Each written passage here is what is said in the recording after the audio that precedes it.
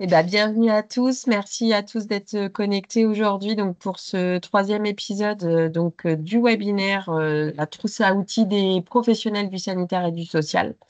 Donc, on est là ensemble pour environ trois quarts d'heure, une heure. Je vais commencer par me présenter. Marine Robe de la plateforme des métiers de l'autonomie portée par l'association MCEM 3S. Très rapidement, l'association MCEM 3S, c'est une association qui porte justement donc cette plateforme qui œuvre pour mettre en avant en fait les métiers du prendre soin, des métiers de l'autonomie en règle en général.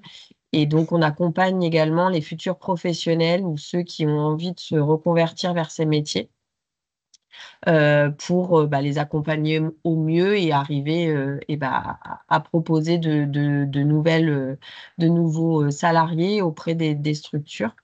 Et aujourd'hui, donc, je suis accompagnée par deux de mes collègues, Sophia et Benjamin, qui tiendront donc le rôle de modérateur tout au long de ce webinaire.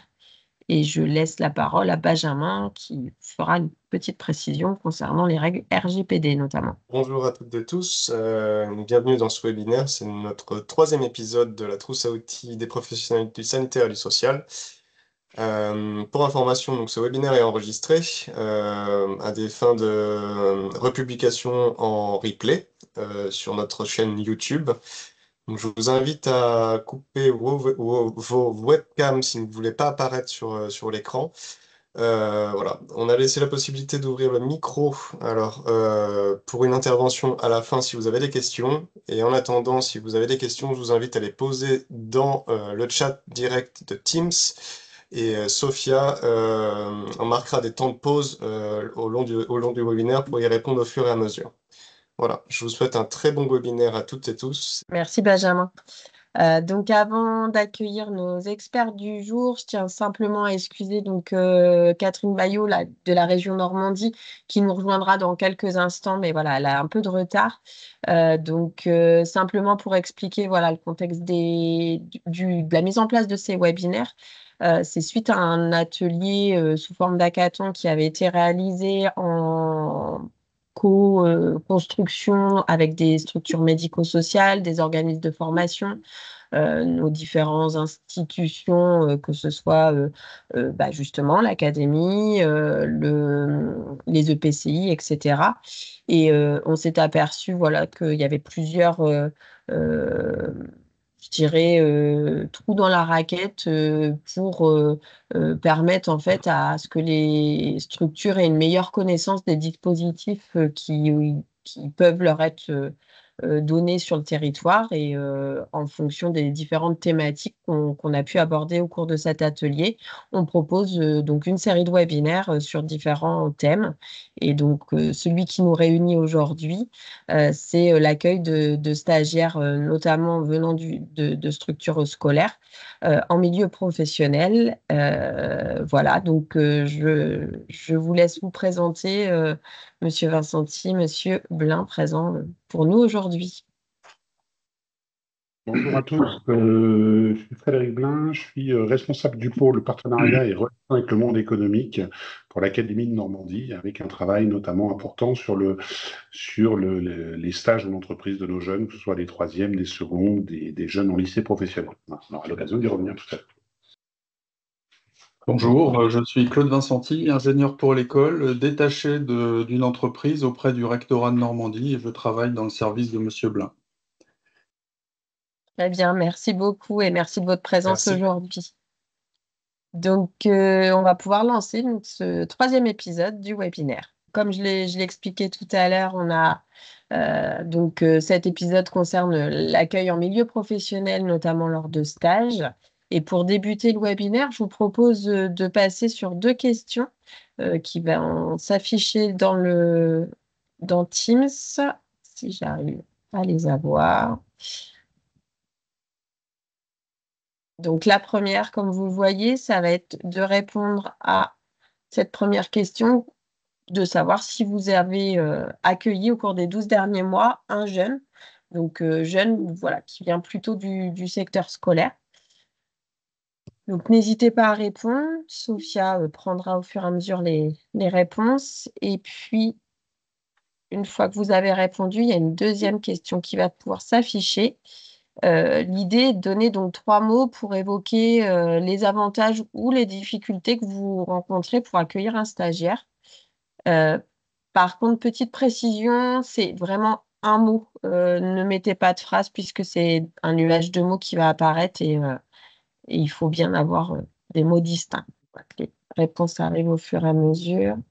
Sophia, je te laisse peut-être nous donner les résultats, les premiers résultats déjà. Oui, pas de souci.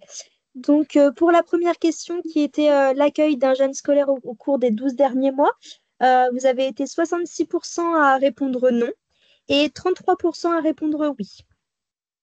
Et en ce qui concerne les 3 mots pour évoquer les avantages et les difficultés d'accueillir un stagiaire, donc il y a autorisation qui ressort, l'expérience, la motivation, également de la sécurité, de la disponibilité avec du coup un tuteur et découverte. Voilà un petit peu ce qui ressort sur ce nuage de mots. Très bien. Je me permets, je prends quelques notes. Pas de souci. Eh ben, on va essayer de répondre à ces différentes interrogations, je pense, pour certains de ces mots, et puis compléter par rapport à des notions que vous avez évoquées dans ces deux questions. On va juste débuter sur 2 chiffres. Le premier, concernant en fait l'évolution, enfin, sur les 2 chiffres d'ailleurs, c'est sur une perspective en 2050. Il faut savoir que, en effet, c'est des métiers qui sont déjà en tension aujourd'hui, mais qui le seront encore plus demain. Et il est essentiel aujourd'hui de préparer l'avenir justement vis-à-vis de ces 2 chiffres. Donc le premier, on observe que dans les les données qui sont proposées par l'INSEE, à horizon 2050, on aurait besoin de plus 27% de services d'aide à domicile, donc comprenant les différents métiers autour de l'aide à la personne. Et sur le poste infirmier, en tout cas, on estime à 800 000 infirmiers supplémentaires d'ici 2050. Donc, on voit bien l'enjeu aujourd'hui de nos structures à devoir donner envie en fait de travailler dans ce secteur-là, dans ces métiers-là. Et c'est vrai que rien de mieux que la découverte du terrain. Mais pour ça, c'est un vrai enjeu. Il est important de donner un cadre rassurant tout en sécurisant ce stage. Voilà. Et donc, la thématique du jour, je laisserai justement nos 2 experts l'évoquer plus en détail. Je vous laisse la parole. Donc, d'accueillir un jeune, alors on va le voir hein, à travers un apprentissage ou à travers différents types de stages, c'est faire découvrir le monde de l'entreprise, faire découvrir des métiers, faire découvrir des formations et des parcours. Et comme l'a dit juste avant Madame Rob, c'est donner envie aux jeunes d'aller dans vos métiers qui recrutent énormément. Plus précisément, c'est éventuellement changer les représentations qu'on peut avoir d'un métier. Hein. On a souvent des représentations, alors avec de par le genre, ou alors l'industrie fait pas très envie, ou alors le service à la personne, on se fait des idées sur les métiers, etc. Ça permet également, à travers l'expérience terrain, de découvrir donc une profession et de voir une expérience professionnelle. Alors, on peut exercer dans certains cas, à travers un stage ou un apprentissage, mais c'est également regarder les professionnels et puis donc confronter ces connaissances théoriques aux réalités du terrain. C'est bien sûr également préparer un diplôme, hein, parce qu'il y a certains stages pour lesquels le stage est obligatoire et compte dans les notes. Et puis, être recruté plus facilement à l'issue de sa formation parce qu'on a acquis un certain nombre de réflexes, à commencer peut-être par le savoir-être, savoir se présenter auprès de ses collègues, auprès d'une direction, auprès de clients, etc. Donc, on a déjà fait un pas vers le professionnel. Donc ça, c'est pour les jeunes. Et alors, côté structure, c'est également très important, puisque quand on évoque des recrutements avec des volumes gigantesques, tels que ça a été présenté en préambule, ça permet de vendre son entreprise, de permettre d'apporter un regard neuf également en incorporant des jeunes dans sa structure, de former un futur collaborateur. Alors c'est vrai en particulier pour l'apprentissage, mais c'est également vrai pour des stagiaires, parce on peut repérer les personnes qu'on juge compétents, les potentiels, et puis transmettre les compétences. Alors transmettre les compétences de jeune à jeune ou de senior à junior, ce qui est très important. Et puis de façon plus générale, en termes de communication interne et externe, c'est toujours très valorisant. En interne, c'est extrêmement valorisant, vous le savez, quand les salariés peuvent présenter ce qu'ils font, leur entreprise, leur parcours, leur formation, etc. Voilà, et en externe, eh ben, ça joue également c'est un atout en ce qui concerne la RSE, donc la responsabilité sociétale des entreprises. Voilà.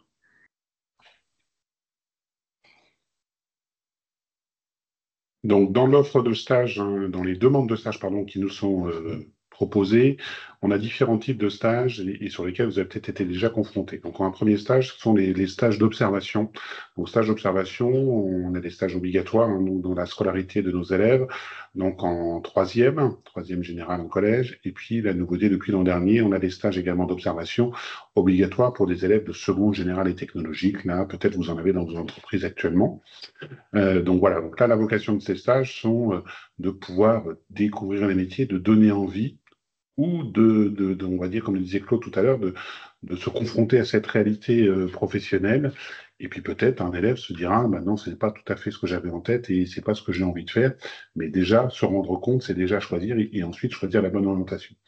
Une deuxième typologie pardon, de stages que nous avons, c'est les stages d'initiation et d'application, puisque nous avons des élèves dans des structures un peu particulières, ce qu'on appelle nous les troisièmes prépa métiers, des jeunes qui ont déjà un projet professionnel un petit peu plus abouti que d'autres. Donc on va retrouver un lycée professionnel, on a des élèves en section d'enseignement adapté également. Et donc là, on va un peu plus loin en termes de nombre de stages en entreprise, de durée, et puis avec des éléments également à faire en entreprise. Quelque chose de très important, comme le disait Claude tout à l'heure, ce sont pour nous les périodes de formation au milieu professionnel. Et voyez bien, on n'appelle plus ça stage, on appelle ça période de formation, puisque ça permet aux élèves qui ont acquis des compétences professionnelles en établissement chez nous dans nos lycées, dans les CFA, de pouvoir les mettre en œuvre dans les entreprises, voilà, faire un entretien des locaux, faire des soins aux personnes dans le cas des formations et des métiers que vous représentez. Ensuite, nous avons les stages de BTS, donc stages de BTS où là, on va avoir des étudiants qui vont plutôt travailler lors du temps d'entreprise à essayer de travailler sur une problématique et à proposer des solutions au vu des compétences qu'ils ont acquises dans l'établissement. Et puis une autre modalité que vous connaissez certainement, ce sont l'alternance, les contrats d'apprentissage ou les contrats de professionnalisation qui nous permettent également d'avoir une autre modalité. Hein. Donc ça, on prépare le même diplôme, on va dire qu'on soit en lycée professionnel ou en CFA. Par contre, ce sont les modalités d'enseignement qui sont différentes avec une présence en entreprise 15 jours, 3 semaines, 1 semaine. Enfin, voilà, ça dépend des diplômes et des choses.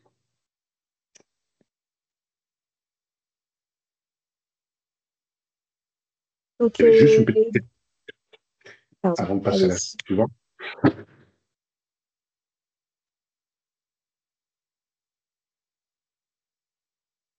Vous vouliez dire quelque chose, Monsieur Blin, peut-être? Non, je faisais juste le lien, mais c'est à vous de le faire sur la Pardon. partie du chat. Très bien, merci beaucoup. Donc oui, les questions par rapport à ces points. La question, c'était sur quel stage le jeune a-t-il le droit de pratiquer? Est-ce Alors qu'il y a un effectivement, c'est stage vraiment une particulier? problématique que l'on a régulièrement, hein, qui nous remonte des entreprises, puisque voilà, sur beaucoup des stages, et nous, Éducation nationale, Académie de Normandie particulièrement, la plupart de nos élèves sont mineurs. Donc vient, comme vous l'avez vu tout à l'heure dans le nuage de mots, la problématique de sécurité.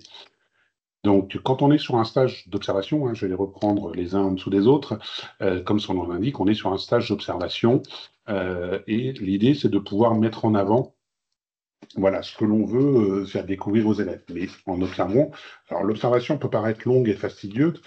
L'idée, c'est aussi de faire remplir des documents. Par exemple, là, les élèves de seconde, actuellement, sont partis avec un livret de stage avec des choses à compléter sur ce qu'ils aiment, sur ce qu'ils n'aiment pas, sur ce qu'ils ont pu voir, un peu verbaliser ce qu'ils voient. Donc là, actuellement, nous, au sein de notre service, nous accueillons aussi des stagiaires de seconde et on leur a donné à faire des micro-tâches.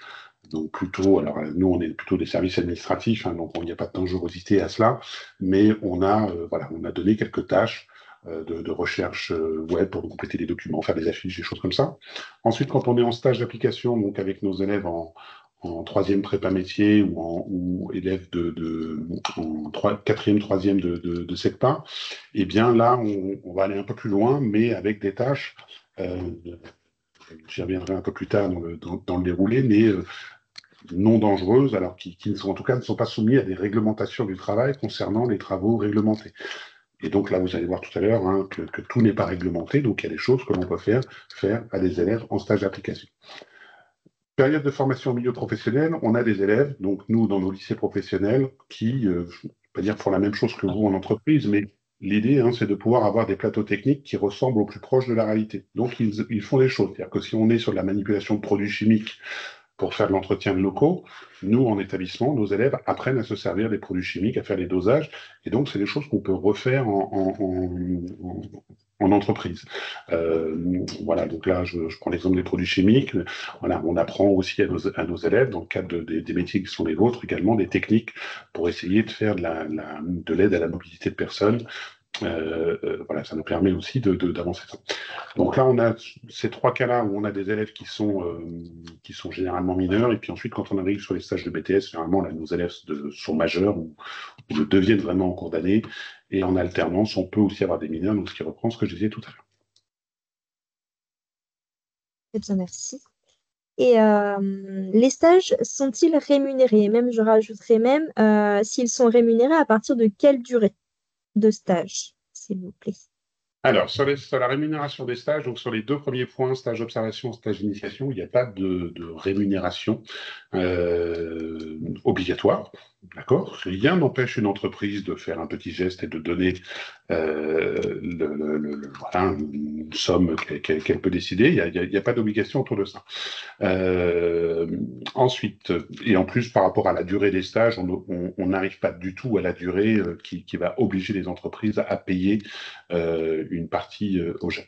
Quand on est en période de formation au milieu professionnel, donc PFMP, depuis 2 ans maintenant, nous, l'État, le président de la République a décidé de mettre en place une allocation de PFMP aux jeunes. Donc, sur les jeunes, nous, en première année de formation, ils ont une allocation de 10 € par jour, en deuxième année, 15 € par jour, en troisième année, 20 € par jour. Oui, c'est ça.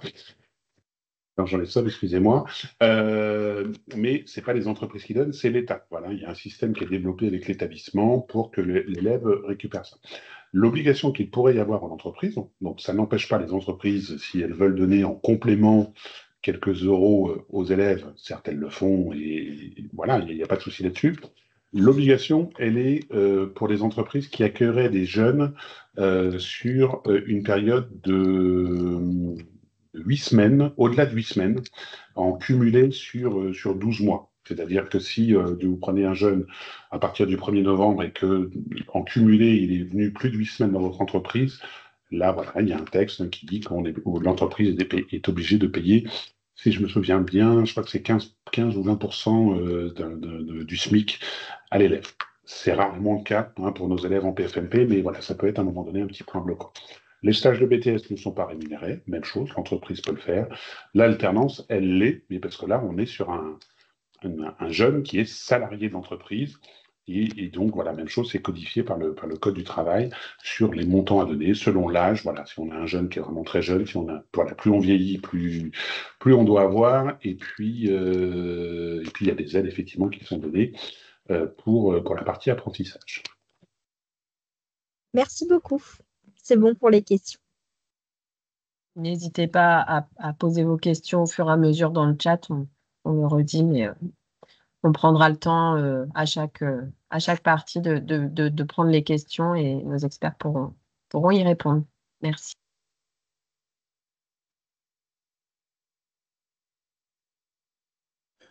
Donc Frédéric l'a présenté tout à l'heure.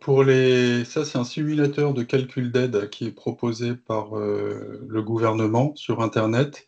Ça vous permet de visualiser un petit peu le budget qu'il faut préparer pour l'accueil d'un apprenti. En fonction du diplôme préparé, donc du niveau d'études et puis de l'âge.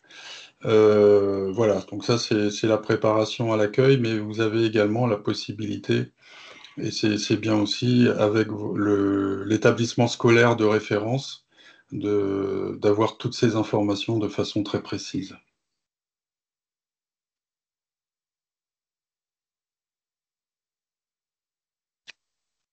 Alors, pour les élèves mineurs, donc on a un cadre réglementé par le Code du travail. Donc, je vais vous faire grâce des numéros des articles. Je vais vous en faire une petite synthèse. Donc, ils nous disent que donc c'est issu de réglementation européenne. Donc, c'est la même chose dans tous les pays de l'Europe. Les jeunes entre 15 et 18 ans ne peuvent être affectés à certains travaux dits interdits en raison de leur caractère dangereux. Dans certains cas, ces jeunes travailleurs en formation professionnelle peuvent par dérogation être affectés à certains travaux qualifiés alors de réglementés. Alors, le législateur a choisi de pouvoir protéger ces jeunes. N'oublions pas, ces jeunes sont généralement dans nos formations professionnelles. Et puis là, je vais vraiment faire un focus sur la partie période de formation au milieu professionnel. Voilà, c'est des jeunes qui n'ont pas la maturité de vos salariés en entreprise, qui ont plusieurs années d'expérience, qui ont fini leur cursus de formation.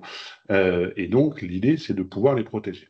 Mais cependant, pour pouvoir acquérir les compétences, je prenais l'exemple tout à l'heure de produits chimiques, pour pouvoir acquérir cette compétence de pouvoir utiliser les produits chimiques, et bien derrière, il faut pouvoir les mettre en œuvre. Si on est sur des produits, je mets de l'eau colorée, je ne vais pas réussir à atteindre mes objectifs.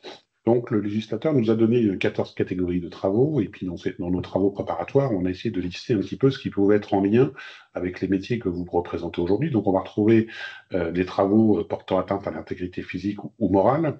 Donc, l'intégrité physique, donc là, c'est vraiment faire en sorte de protéger les élèves quant aux manutentions, et on sait que c'est une problématique dans vos secteurs, puisque ça représente un taux d'accident important.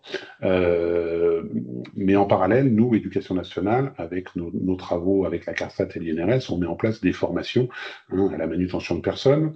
Bon, la morale, même si vous êtes dans des environnements, quand on fait du soin à la personne, des toilettes, etc., on peut être confronté à la nudité, mais c'est comment, cependant, je prépare des jeunes à être confrontés à la nudité. Voilà, on n'est pas dans des choses graveleuses, c'est pas ça, mais dans la tête, c'est aussi de pouvoir préparer ces jeunes qui n'ont pas été confrontés à cela. Ensuite, je l'ai déjà évoqué, donc ce sont les agents chimiques dangereux, donc tout ce qui est produits chimiques divers et variés. Donc là, il y a des éléments pour protéger nos jeunes. Chose que vous allez retrouver beaucoup dans vos environnements également, ce sont les agents biologiques. Donc forcément, dans vos environnements sanitaires notamment, vous allez retrouver du sang, il y a tous les fluides du corps humain qui sont présents. Donc même chose, comment on prépare nos élèves à cela. On l'avait évoqué sur tout ce qui est vibration mécanique, donc ça peut être l'utilisation d'équipements plutôt autour de l'entretien des locaux. On a parlé de monobrosses, d'autolaveuses, de choses comme ça qui peuvent être émettrices de vibrations. Voilà, c'est un peu plus anecdotique, on va dire, cette partie-là.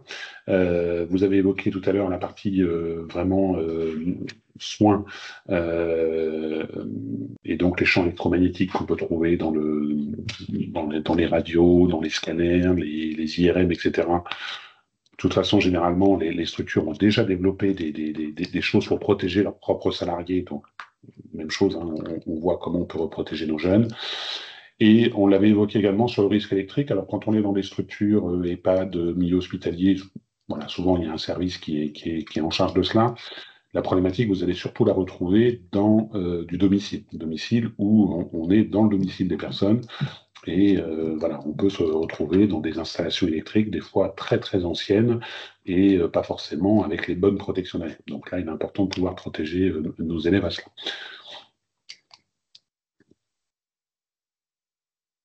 Donc sachez que dans le cadre des formations, sont intégrés tout un tas d'éléments, hein, je le répète, dans la formation. Hein. Voilà, l'idée, c'est vraiment d'intégrer ça dans la protection de nos élèves pour que ça devienne un automatisme aussitôt de leur formation. Très bien. Merci. On va pouvoir passer aux questions. Est-ce que le risque routier est-il pris en compte dans dans les réglementations? Est-ce que le risque routier est pris en compte? Et si le stagiaire se blesse, comment ça se passe du coup, pour l'assurance qui est Ouais. couvert? Alors, concernant le risque routier, donc il ne fait pas partie des travaux réglementés, d'accord? Et donc, dans le cadre des formations qui sont les nôtres, hein, donc en CAP ou en bac pro, voire en BTS, l'idée, hein, c'est que nos élèves puissent suivre un salarié, puissent accompagner un salarié. Donc, notamment, je l'évoquais tout à l'heure sur le domicile.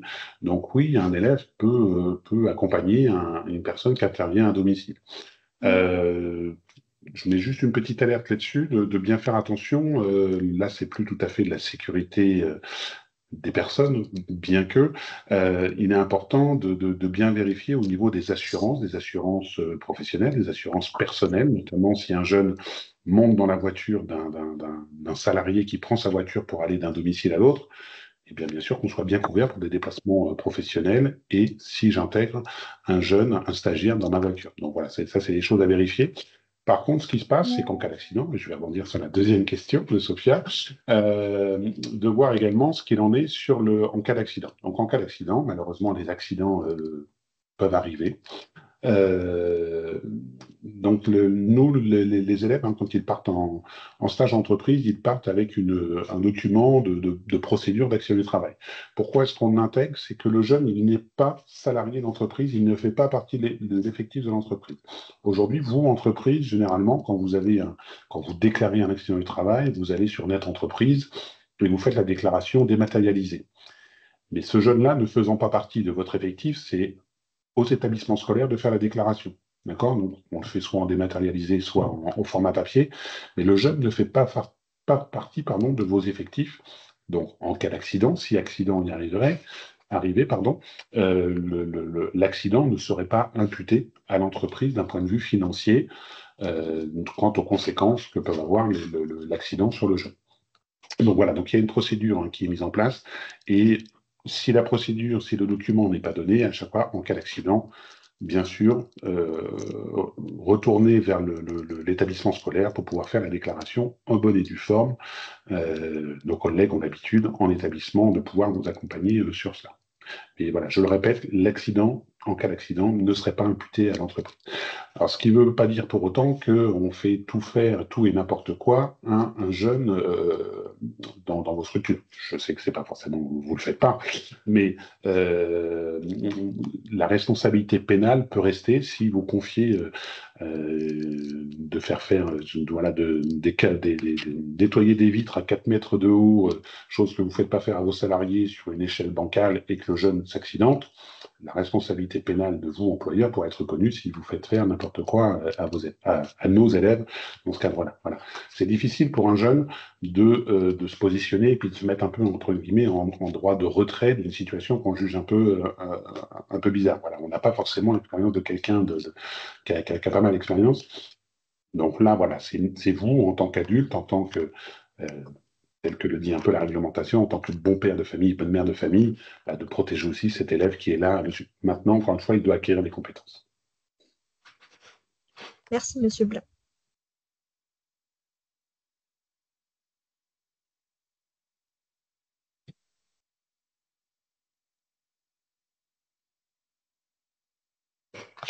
Alors, je ne sais plus si c'était toi ou moi, Claude. Oui, Allez, je fais complémentaire et je te laisse les avantages, Claude, d'accord? Vas-y. Alors, concernant l'encadrement réglementaire, effectivement, encore une fois, le Code du travail nous donne des éléments. Donc, comme je l'ai dit tout à l'heure, la plupart des jeunes, nous, éducation nationale, que l'on envoie en entreprise, sont mineurs. Donc, quand on est mineur, vous voyez, il y a des durées maximales à ne pas dépasser. Donc, quand on a un jeune de moins de 15 ans, chose qu'on a trouvé notamment chez les stages de troisième, vous voyez, c'est 30 heures maximum par semaine. Au-delà, on est sur 35 heures. Ensuite, on a des durées journalières à ne pas l'espacer. Il y a du repos à intégrer. Et notamment, je sais que vous êtes sur des structures qui fonctionnent 7 jours sur 7, 365 jours par an, certainement pour la plupart d'entre vous. Et bien, quand on est sur des stagiaires, comme ils ne font pas partie de l'effectif de l'entreprise, ils ne peuvent, voilà, j'ai été vérifié de nouveau tout à l'heure avant de vous rejoindre, ne peuvent pas travailler le dimanche. C'est 2 jours de repos consécutifs, donc ça peut être samedi, dimanche, dimanche, lundi, le samedi étant un jour ouvré. Ensuite, quand on est sur des mineurs, vous voyez, le travail dit de nuit, voilà, on ne peut pas, après 22 heures, être en action, et avant 6 heures du matin, et avec une contrainte un peu plus importante, en dessous de 16 ans. Voilà. Et là, il y a juste des dérogations dans le secteur de l'hôtellerie-restauration. Le secteur de l'aide à la personne ne prévoit pas de dérogation. Voilà, il y a juste des dérogations dans l'hôtellerie-restauration et pour des apprentis. La réglementation, on va dire, est un peu, je ne vais pas dire elle est complexe. Nous, on baigne dedans, donc c'est un peu notre quotidien. Quand vous accueillez un stagiaire, c'est là où c'est un peu plus complexe. Donc, en cas d'accueil, n'hésitez pas à retourner vers les établissements qui vous ont sollicité pour en savoir plus. Eux ont assez l'habitude de manipuler ces textes et de vous apporter l'information, on va dire, complémentaire que vous n'auriez pas. Je laisse reprendre la main, Claude, sur les avantages. Oui, alors sur les avantages, bon, on les a découverts en introduction tout à l'heure, hein, c'est faire découvrir les métiers, la structure, c'est valoriser à travers la communication interne et externe la réalité de l'entreprise, etc., développer son image. Et pour arriver à ça, pour que ça soit concrètement un succès, à la fois pour le jeune et pour l'entreprise, eh ben, il faut préparer cet accueil.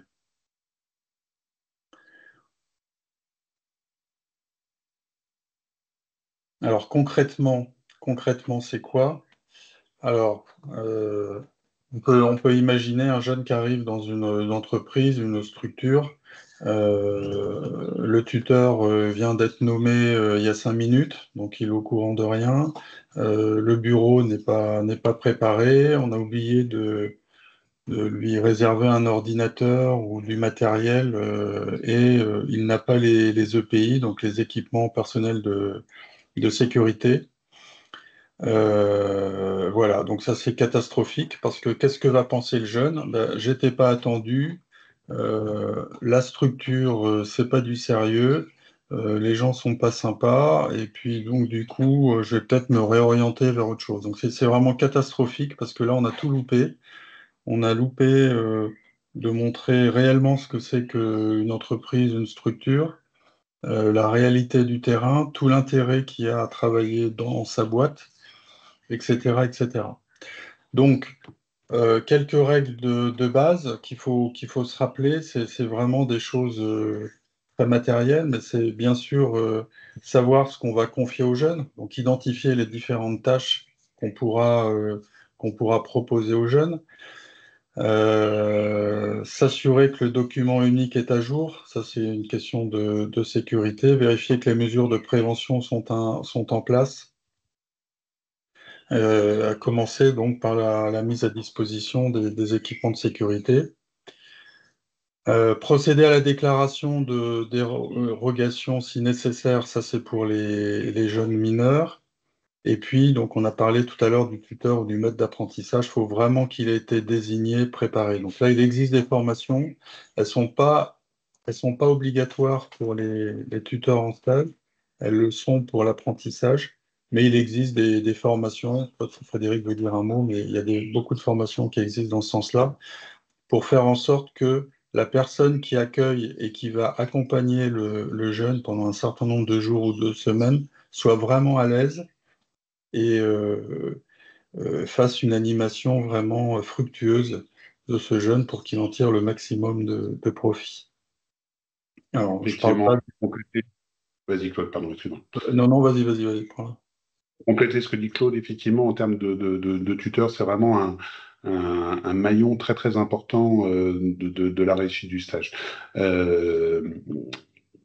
Claude l'a dit, les formations de maître d'apprentissage sont obligatoires, c'est réglementé, c'est le code du travail.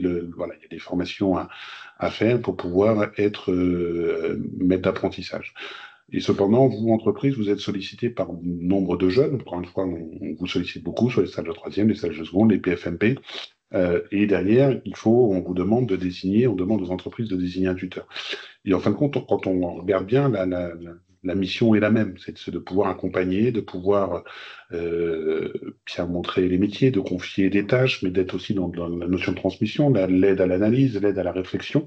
Et donc, voilà. Donc, on a des outils qu'on propose aux entreprises pour pouvoir, mais ça ressemble beaucoup à une formation de maître d'apprentissage, et donc de pouvoir accompagner ce tuteur.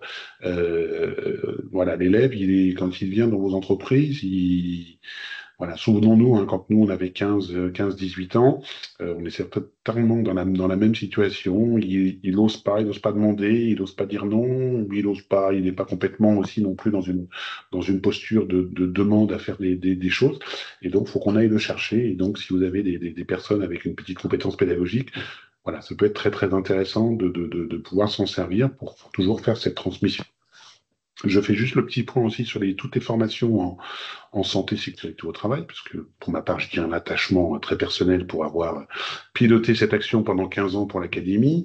Voilà, sachez quand même que nous, on a un partenariat depuis une trentaine d'années avec la CARSAT Normandie pour l'Académie de Normandie, mais c'est quelque chose qui existe au national pour intégrer dans toutes nos formations professionnelles des compétences en santé, sécurité au travail. Comment nos élèves, donc de CAP, de Bac Pro, de BTS, ils ont des notions, voire même plus que des notions, pour pouvoir analyser des situations de travail. Vous voyez une petite illustration en bas sur le sauveteur secouriste du travail.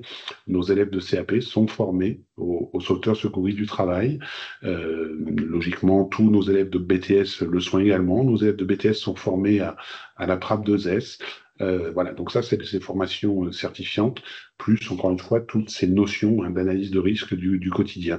Alors, je vous survends pas les choses, c'est pas parce que je suis formé que je suis un référent hygiène, sécurité de votre entreprise, mais voilà, nos élèves est vraiment intégrés dedans. Ça, je vous dis, pour les élèves de CAP, Bac Pro, BTS. Par contre, quand vous avez des élèves qui sont en troisième ou en seconde générale et technologique, on n'est pas sur les mêmes apprentissages, on n'est pas sur les mêmes notions, et la vocation du stage n'est pas la même non plus. On va passer sur les questions. Nous avons une première question. Si un jeune ne respecte pas les règles de sécurité ou la bonne posture professionnelle, comment mettre fin à la période de stage anticipé? Alors, ce qu'il faut, avant de mettre fin, ce qu'il faut, c'est bien évidemment voir aussi, comme le disait Claude tout à l'heure, comment vous avez accueilli ce jeune ou ces jeunes. Voilà, de pouvoir montrer, de rappeler aussi voilà, qu'on est dans un environnement professionnel. Un élève qui sort de son environnement scolaire dans lequel il était avec ses camarades, il était avec ses enseignants. Nos établissements scolaires sont aussi des environnements, on va dire, protégés. Voilà. C'est difficile pour un élève de ensuite se retrouver dans un environnement professionnel qui, voilà, avec des gens qui travaillent, mais au service pour vous de vos usagers. Donc, important de mettre en place, de rappeler ces règles, ces consignes de sécurité, les notions à passer. De rappeler également les postures, il y a la confidentialité, on n'est pas là pour prendre des photos en long, en large et en travers toute la journée, d'être sur son téléphone, etc. Une fois que vous avez mis ça, ce qui pourrait arriver, je ne vais pas vous dire que tous nos élèves sont des gentils élèves, voilà, si vraiment c'est incompatible pour vous et que l'élève n'y met pas du sien pour respecter les règles de sécurité, pour respecter les règles que vous avez données au sens large dans le fonctionnement, vous avez bien sûr cette possibilité de contacter l'établissement pour mettre fin au stage. Alors, il n'y a pas de durée, comment dirais-je, J'ai perdu le mot dans le contrat de travail, enfin bref, D'essai? de durée d'essai, de temps d'essai. Non, voilà, même si à la dernière journée du stage, tout s'est bien passé, mais la dernière journée, ça se passe moins bien, on a tout bien fait la possibilité d'arrêter cela. Voilà, mais ça doit être aussi vraiment une communication. Là, on a beaucoup parlé avec vous du tuteur. Je vous invite, vous aussi, entreprise, à vraiment être en lien régulier avec les équipes pédagogiques. Nous, donc, en tout cas, concernant les lycées professionnels, et désigner un enseignant référent qui doit voilà, accompagner ça, voilà, vous appeler, venir, faire je ne vais pas dire cette régulation, mais de faire en sorte que ce temps en entreprise soit vraiment utile.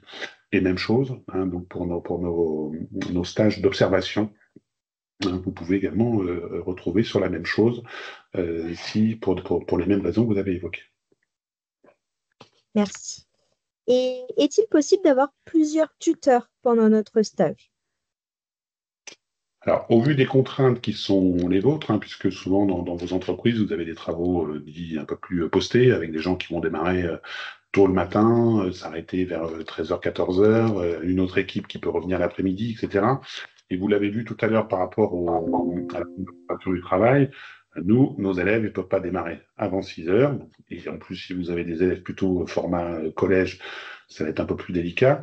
Donc oui, on peut avoir plusieurs tuteurs à l'intérieur de vos équipes. Alors, sur le papier, on va dire il y aura un seul tuteur de désigné, hein, puisque le tuteur doit, pour nous, signer la convention de PFMP. Maintenant, ensuite, dans votre organisation, on peut avoir un tuteur le matin, un tuteur l'après-midi. C'est pas du tout gênant.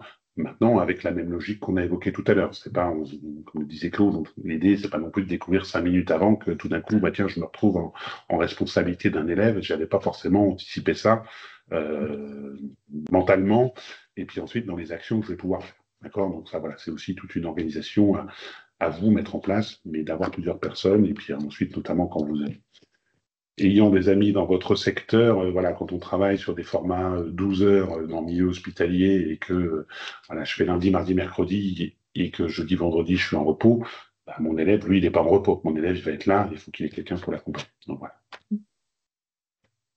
Eh bien, merci.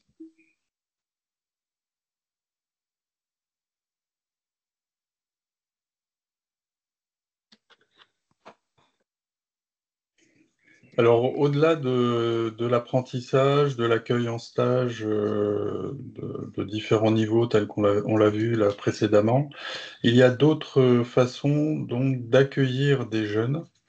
On va vous présenter quelques modalités. La première, c'est les visites d'entreprise.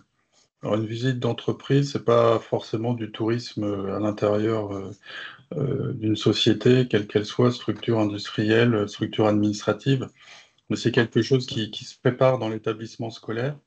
Il y a un déroulé pédagogique qui permet que ce soit fructueux, et puis il peut y avoir une restitution avec communication écrite ou orale. Donc, visite d'entreprise, ça permet de connaître les métiers, de connaître encore une fois le monde de l'entreprise, de discuter avec des professionnels, etc., de voir du matériel. Ça peut donc aider à conforter son orientation ou alors dire non, finalement ça ne m'intéresse pas, voilà, et puis je veux changer de direction. Après, on peut avoir l'hackathon. Donc l'hackathon, c'est une réflexion collective, donc menée en sous-groupe d'une classe.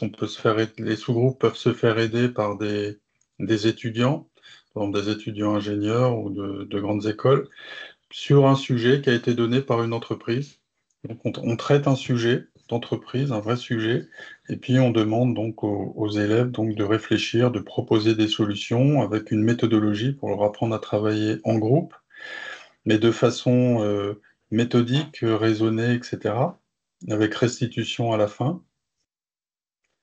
Il peut y avoir également mini-reporter. Donc, mini-reporter, ça, c'est une classe qui peut se diviser en sous-groupes, donc au sein d'une structure, et puis qui pose des questions comme un journaliste à des professionnels. Ils peuvent prendre des photos si c'est autorisé. Et puis après, il y a une restitution sur cette visite, ces interviews. Donc, pareil, à travers la connaissance des matériels utilisés, de l'entreprise, de la structure, des parcours professionnels, etc. Donc, ça peut donner lieu à un petit journal, une petite restitution écrite ou orale.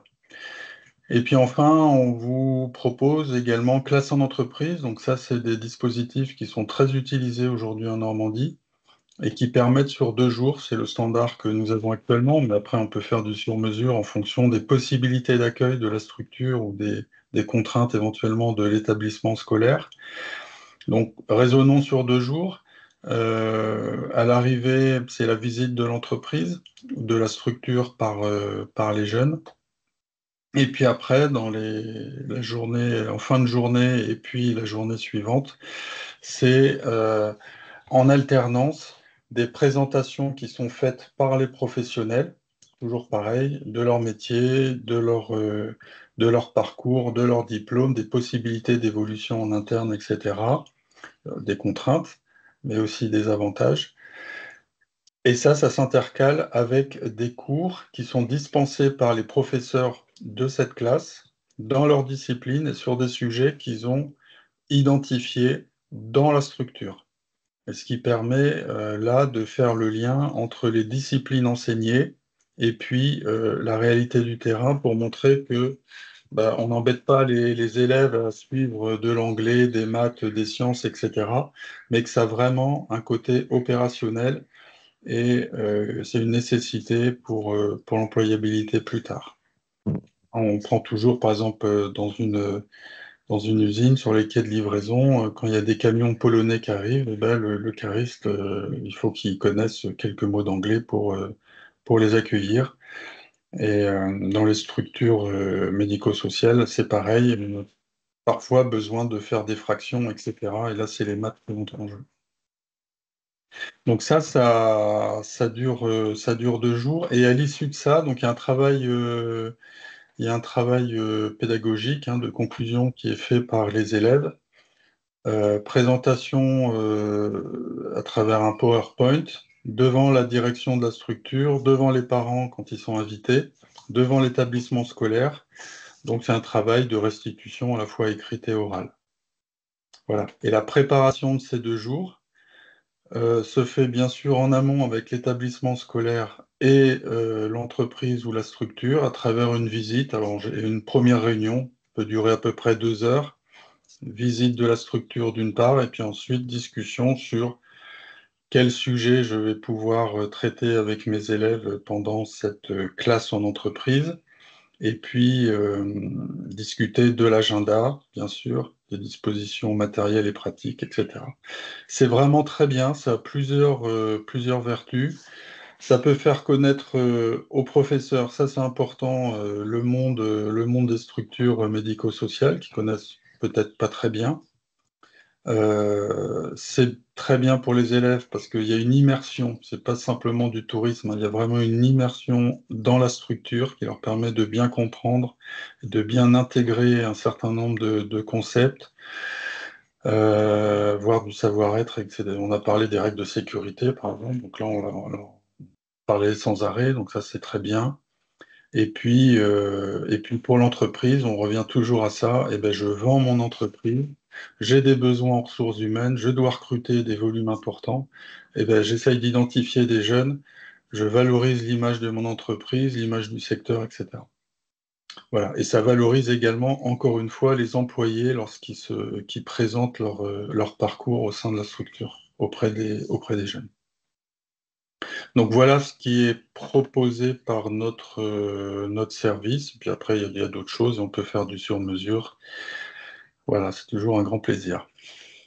Très bien. Merci. Vous avez commencé à l'évoquer un petit peu, mais la question c'était pour organiser une classe en entreprise. euh, Faut-il s'y prendre longtemps à l'avance? Est-ce qu'il y a beaucoup de préparation euh, ou pas? Alors, la méthodologie est relativement simple, hein. Donc, ce que j'ai dit, il faut que l'équipe pédagogique volontaire, faut que ce soit des professeurs volontaires qui participent à ce dispositif, viennent avec le proviseur ou le principal de l'établissement faire un repérage dans l'entreprise et discuter avec la direction de la structure médico-sociale sur l'agenda, etc. Donc ça prend à peu près 2 heures. Et pour caler les agendas de tout le monde, à la fois de l'établissement, des professeurs et puis de l'entreprise, il faut s'y prendre à peu près 2-3 mois à l'avance, quoi. Très bien, merci. Merci à tous les deux. On arrive donc à la fin de cette présentation. J'invite les personnes qui sont présentes en direct à rallumer les micros. Si vous avez des questions à poser, c'est le moment. Donc, n'hésitez pas. Juste si vous avez une question, c'est bien de se présenter, de savoir de quelle structure vous faites partie. N'hésitez pas. En tout cas, nos deux experts sont là pour vous répondre en direct. À moins que tout a été clair et que vous n'avez pas de questions. Bon. Le format webinaire est aussi pour avoir des informations, pas forcément sur un échange. Donc, en tout cas, on remercie d'avoir donné tous ces éléments-là.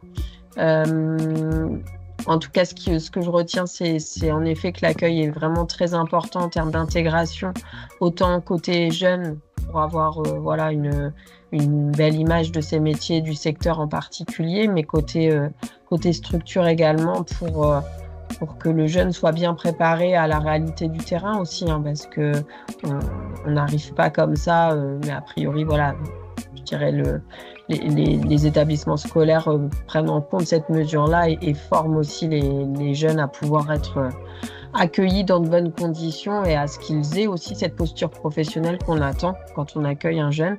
On sait qu'on est sur des prises en charge de personnes vulnérables et qu'on ne peut pas se permettre en tant que structure d'accueillir n'importe qui et dans n'importe quelle mesure. Donc voilà, c'est vrai que je pense que le fait d'avoir des tuteurs formés, le lien avec les différents professeurs désignés, justement, ne pas attendre qu'il y ait quelque chose qui se passe pour arrêter trop prématurément le stage, mais avoir ce lien justement pour couper assez court aux différents, enfin, ou en tout cas remettre à niveau. Voilà, c'est vrai que c'est en tout cas ce que je retiens de la présentation parmi toutes les autres choses évoquées. Donc, ce qu'on vous propose pour la suite, c'est si vous souhaitez pouvoir prendre contact avec que ce soit Monsieur Blin ou Monsieur Vincenti, vous avez donc l'adresse mail suivante écoleentreprise@ac-du6normandie.fr où vous pouvez les contacter notamment pour la mise en place de l'école, la classe en école, ça y est, je ne sais plus le terme. Classe en entreprise. Classe en entreprise, pardon. L'école, on le fait tous les jours. Oui, c'est vrai. C'est vendredi. Vous m'excuserez.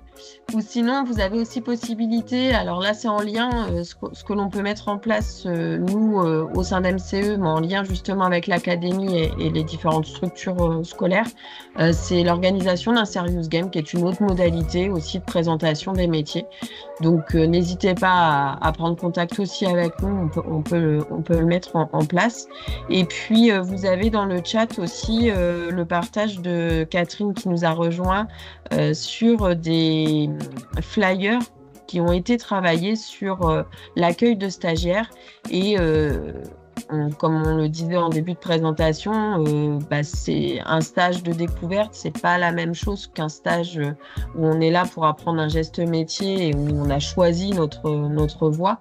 Donc n'hésitez pas, c'est des documents qui sont en cours de validation.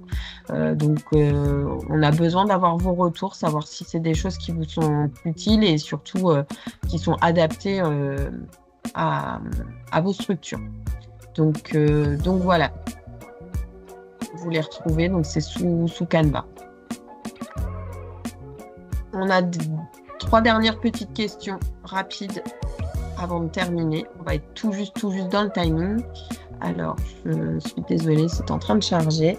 Donc, la première question qui va apparaître, c'est savoir si ce webinaire a répondu à vos questions. La seconde, juste après, donc c'est de savoir si vous souhaitez être contacté. Dans ces cas-là, on prendra vos coordonnées et on se permettra de les fournir à Monsieur Blanc, Monsieur Vincenti.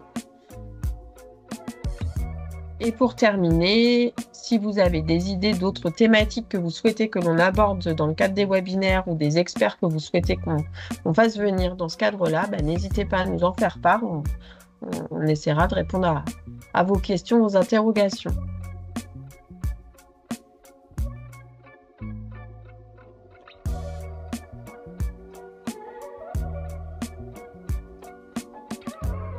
Je vous remercie en tout cas. Merci à vous. Merci à Monsieur Vincenti, à Monsieur Blin. Merci à vous. C'était très clair et Votre invitation et au plaisir. au plaisir. Merci beaucoup. Merci. Merci. Catherine, je ne sais pas si tu es présente et si tu souhaites un petit mot de la fin. Et si c'est pas possible, il y a le micro qui s'allume. Si. Vous m'entendez? Oui. Oui. Oui, écoutez, merci aux intervenants, merci aussi aux structures qui sont présentes à ces rendez-vous mensuels. À chaque fois, c'est un plaisir d'en apprendre davantage. Et du coup, on se donne rendez-vous en septembre. Tout à fait. Tout à fait. Voilà. Pour un nouveau webinaire. Et cette fois, c'est moi qui vous présenterai les dispositifs régionaux. Voilà. Très bien. Si c'est ça. Voilà. Oui, normalement Ça. c'est ça, mais Normalement, c'est ça. c'est ça. On va recaler tout ça, mais oui, tu fais le teasing, c'est très bien. Et sinon, pour parler des stages, oui, mais vous l'avez déjà bien appuyé. Faut pas oublier que les stagiaires est aussi porteur de l'image de votre entreprise. Donc voilà, l'accueil du stagiaire est important. Les partenaires s'occupent de leur savoir-être, de les préparer à effectuer ce stage. Et j'invite les structures à favoriser leur accueil. Voilà. Très bien. Merci Catherine. Merci à tous. Et puis Merci. nous vous souhaitons une bonne fin de journée et surtout un beau week-end. Je me permets juste Hydratez-vous une comme petite- tout le monde dit. Un dernier petit mot concernant le replay sera disponible sur notre chaîne YouTube la semaine prochaine. Et n'hésitez pas à y aller tout de suite. Donc MCE 3S sur YouTube. Vous pourrez retrouver les 2 premiers épisodes de la trousse à outils des professionnels du soin, du sanitaire et du social. Pardon. Voilà. Merci Benjamin Merci. pour ce rappel. C'est parfait. Bonne fin de journée. Excellent Au revoir. week-end à vous. Merci beaucoup.